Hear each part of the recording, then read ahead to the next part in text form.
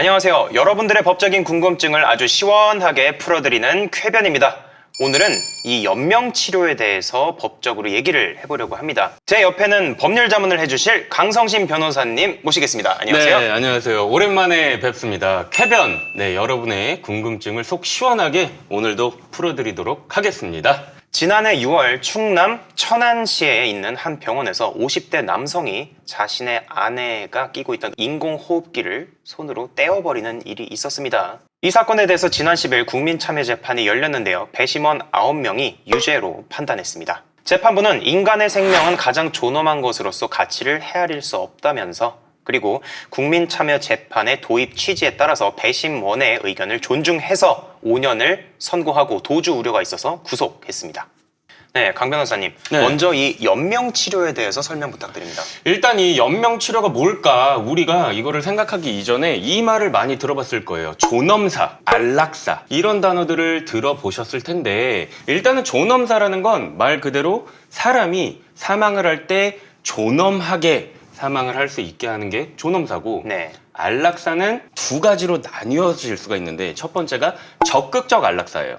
그리고 두 번째가 이제 소극적 안락사인데, 예. 적극적 안락사는 뭐냐면 자기가 만약에 생명이 끊어질 수 있는 그런 상황이나 혹은 치료를 받아도 더 이상 살기가 어려운 상황이다 라고 판단을 해서 인위적으로 그 생명을 단축시켜 버리는 행위를 말합니다. 네. 이거는 법에서 명백하게 금지를 하고 있어요. 그렇군요. 금지. 그러면 소극적 안락사가 무엇이냐? 사람의 생명을 인위적으로 앞당기는 것이 아니라 단지 정지시키는 것을 의미해요. 그러면 이 소극적 안락사는 과연 허용이 되느냐? 허용이 됩니다. 아, 그렇군요. 네, 이거는 판례에서도 인정을 한 사례가 있고요. 예. 관련한 법이 있어요. 이 관련한 법에서 연명의료라는 것을 이제 명명을 하고 있습니다. 예.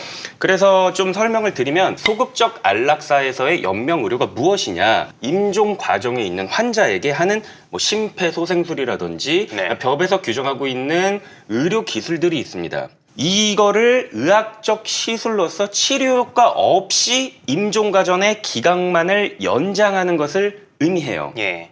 말 그대로 연명인 거죠. 네. 그리고 이때 임종 과정이란 전혀 회생 가능성이 없고 치료해도 회복되기 어려운 사망에 임박한 상태를 의미합니다. 그러면 이 상태에 있는 환자에게 연명의료, 즉 생명을 연명만 시키는 이 의료를 중단하게 할 수가 있느냐, 이러한 문제를 법에서 규정을 하고 있는데, 이 경우엔 담당 의사가 연명의료 중단을 결정하기 전에 해당 분야의 전문의 한 명과 함께 환자가 임종 과정에 있는지부터 파악을 하여야 해요. 네, 하게 됩니다. 그렇군요. 네네. 그러면 이 사건에서 남편은 아내는 생전에 연명치료를 원하지 않는다라고 얘기를 했다고 주장을 하고 있는데요. 이 아내 스스로가 연명치료를 원하지 않는다라고 밝히고 있었으니까 이거는 위법하지 않은 게 아닌가요? 일단은 뭐 A씨랑 B씨라고 지칭을 할게요. 네. 이 A씨가 B씨의 인공호흡기를 제거를 했다라고 하면 네. 이거는 연명의료법에서 규정하고 있는 중단 행위예요. 근데 여기서의 문제가 뭐냐면, A씨가 정해진 절차, 즉 법에서 정하고 있는 절차를 따르지 않고 직접 호흡기를 제거한 게 문제가 되는 거거든요. 예. 이게 보세요. 아무리 자기가 정말 뭐 한평생을 같이 살아온 반려자라고 하더라도 네. 상대방이 연명치료를 하고 있는데 그거를 마음대로 중단을 시킬 수는 없습니다. 법에 의해서 하더라도 이거는 의료인이 해야 돼요. 이건 당연한 거고, 만약에 정말 연명치료를 원하지 않는 본인이 스스로 막 젖먹던 힘을 쥐어짜내서 뗐어요. 네. 그거는 이제 자살의 문제인 거지 네. 살인의 문제는 아닌 거거든요. 네. 물론 연명치료를 중단하는 데 있어서 환자 본인의 의사가 굉장히 중요하긴 해요. 예. 중요하긴 하지만 그 이외에도 적법하게 연명의료 행위를 중단할 수 있는 규정과 절차들이 있기 때문에 네. 이를 지키지 않았을 경우에는 일단은 엄밀하게 얘기하면은 법적으로 살인에 네. 해당할 수가 있는 거예요. 그래서 이 관련 법이 연명의료 결정법인데, 회복 가능성이 아예 없고, 그리고 수개월 내 사망할 것이라고 예상되는 말기 환자 등이 의사의 안내에 따라 연명의료 계획서라는 거를 이제 작성을 할 수 있어요. 네. 이 작성의 의미나 취지는 본인의 의사를 그만큼 존중하고 그 의사에 따라서 법에 정해진 절차를 행하겠다, 이러한 의미이겠죠. 그래서 이 환자는 이 연명의료 계획서를 통해서 연명의료 시행 여부를 자기가 스스로 결정을 하고, 그리고 나중에 언제든지 이를 또 철회를 할 수도 있는 거란 말입니다. 예. 만약에 이제 말기 환자의 상태가 너무너무 악화돼가지고 임종 과정에 이르렀단 말이에요. 네. 그러면 담당 의사는 환자의 연명의료 의사를 확인을 해야 돼요. 그래서 이 A씨 주장대로 만약에 B씨가 생전에 연명의료 중단 의사를 그냥 둘이 있을 때 자기야, 연명의료 더 이상 하고 싶지 않아, 여기서 그만두고 싶어, 이렇게 얘기를 했다손 치더라도, 이게 진짜 사실이라고 하더라도 담당 의사로부터 임종 과정에 있다라는 의학적 판단을 받지 않은 상태란 말이에요. 그러면은 이 연명 의료의 중단이 불가능한 겁니다. 그렇기 때문에 이제 검찰 측에서는 법적 절차를 기다리지 않고 임의로 호흡기를 제거했다라고 지적을 한 거예요. 네. 그리고 두 번째는 뭐죠? 직접 뗐다?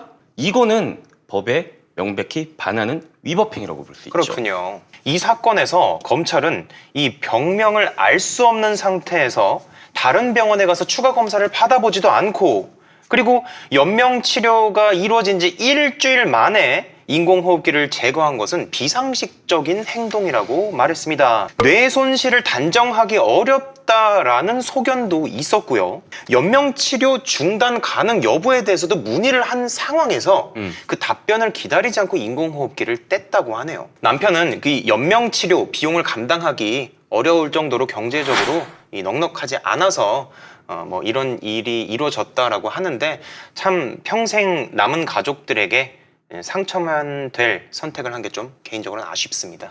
그러니까 이게 뭐 모르겠습니다. 뭐 어떠한 상황에서 진짜 무슨 의도에서 이랬는지는 본인만이 알 거예요. 그렇죠. 본인만이 알겠지만 어쨌든 법 절차라는 게 왜 있습니까? 이거를 지키라. 그러면 이 절차를 지키지 않았다라는 거는 분명한 문제가 되고, 뭐 생전에 의사가 뭐 나는 연명 치료를 더 이상 하지 않겠다라고 하더라도 바꿀 수 있단 말이에요. 아, 그렇죠. 사실 철회를 할 수도 있는 거고. 맞습니다.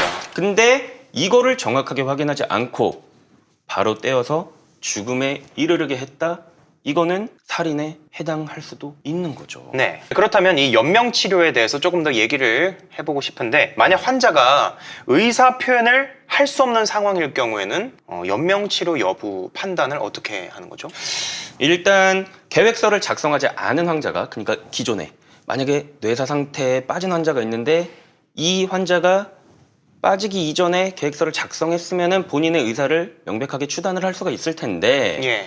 그러고 나서, 그러니까 작성하지 않은 상태에서 뇌사 상태에 빠졌다고 하면은 네. 일단은 배우자나 직계, 비속 등 가족의 진술에 따라서 의사를 확인해요. 그러니까 아까 우리의 사건의 경우에서도 배우자한테 원래 이 사람이 조금 더 정상적이었을 때, 네. 괜찮았을 때의 의사를 물어볼 수 있는 거예요, 배우자한테. 그리고 미성년 환자인 경우에는 친권자, 즉 법정 대리인이, 혹은 성년 환자의 경우에는 환자 가족 전원이 연명의료 중단에 합의해야만 중단을 할 수가 있어요. 근데 그래요, 알겠습니다. 이런 거는 뭐 우리한테도 일어날 수 있는 일이에요. 저한테 당장 내일 일어날 수도 있는 일이고, 제가 만약에 내일 뇌사 상태에 빠졌단 말이에요. 그러면 아까 뭐라고 말씀드렸어요? 저거는 이제 성인이니까 저희 가족 전원의 네. 연명의료 중단에 합의가 있으면은 연명의료 중단을 할 수도 있다라는 거죠. 할 수도. 근데 문제는 뭐예요?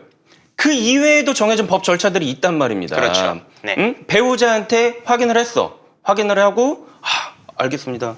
우리 뭐 배우자는 더 이상 연명 치료를 하지 않을 거예요. 그리고 본인도 그렇게 얘기를 나한테 했었어요. 라고 했다 손 치더라도 아까 말씀드렸죠. 본인이 직접 떼거나 혹은 다른 의학적 어떤 소견이나 의료인의 참여 행위 없이, 다른 절차 없이 본인이 스스로 떼었다는 거는 충분히 형사적으로 살인죄의 문제가 될 수도 있는 거죠. 이 남성은 아내와 함께 요양보호사로 일하면서 회복 가능성이 희박한 그런 중환자들이 연명치료를 받으면서 경제적으로 그리고 정신적으로 고통받는 것을 많이 봐왔다고 합니다. 그래서 이 아내는 종종 가족에게 짐이 되기 싫으니 나중에 연명치료는 하지 말자라는 말을 한 것 같기도 한데요. 이런 특수한 상황이 존재했지만 이 국민참여 재판에 참여했던 배심원들의 마음을 돌리기에는 역부족이었던 좀 안타까운 사건 같네요.